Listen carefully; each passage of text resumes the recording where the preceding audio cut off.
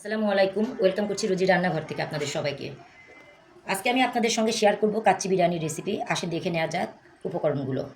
এখানে আমি 3.5 কেজি গরুর গোশত নিয়েছি আর পেঁয়াজ বেরেস্তা করে রেখেছি, পেঁয়াজ বেরেস্তা দিয়েছি। 3.5 কেজি মাপে যতটুকু আমার প্রয়োজন আমি ঠিক ততটুকুই নেব। এখানে আমি বেরেস্তা করে রেখেছি।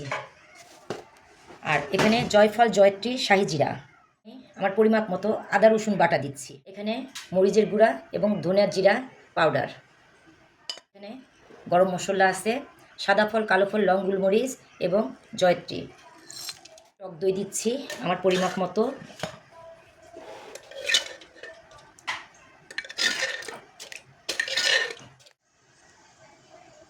এখানে শাহি জিরা দিচ্ছি, জয়ত্রী বাটা দিচ্ছি এবং জয়ফল বাটা।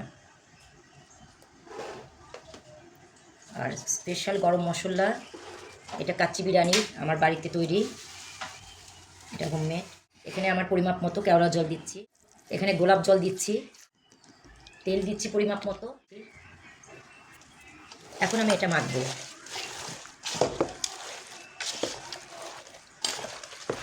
আমি একটু ফুড কালার দিব এর মধ্যে।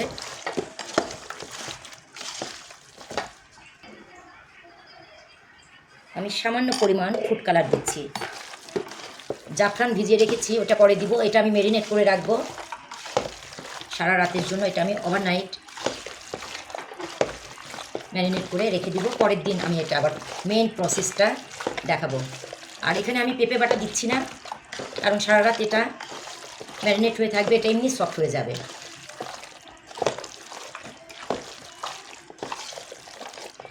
সামান্য একটু এখানে আমি চিনি দিব, টক দই দিয়েছি এটা ব্যালেন্স হওয়ার জন্য, আর এখানে টেস্টটাও অন্যরকম আসে। এখানে আমি চিকেন পাউডার দিচ্ছি পরিমাপ মতো, সামান্য একটু টেস্টিং সল্ট দিব। এখানে সম্পূর্ণভাবে রেডি। আর এটা যত ভালোভাবে মেখেরাই টেস্ট হবে, মাংসের মধ্যে সব মশলা ঢুকবে। তো এখন আমি এটা খুব ভালোভাবে মেখে এইভাবে রেখে দিব সারা রাত।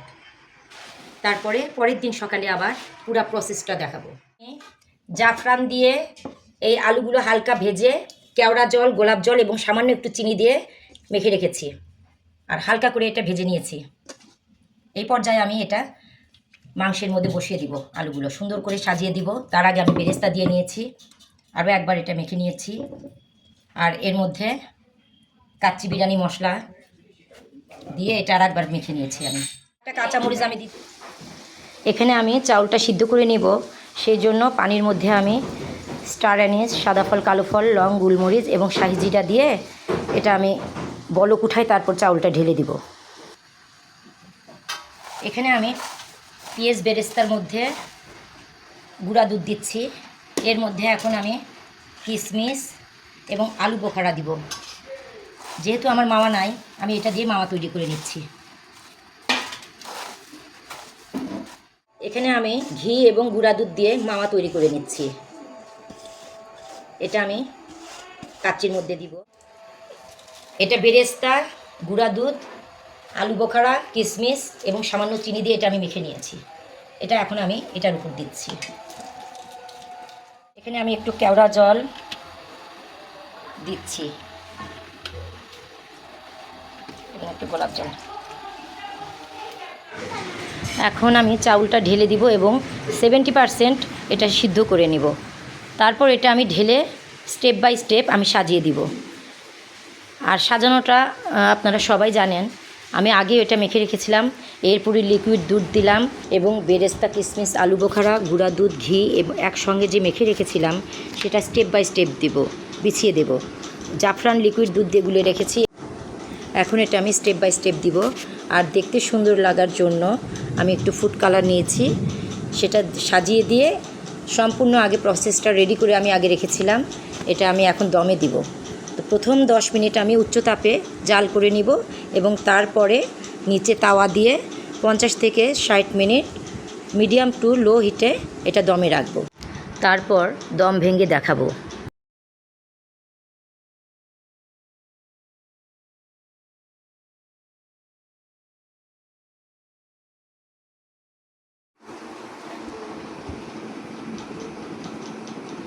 দেখেন আমি কিন্তু এখন দম ভেঙেছি, কতটা সুন্দর লাগছে।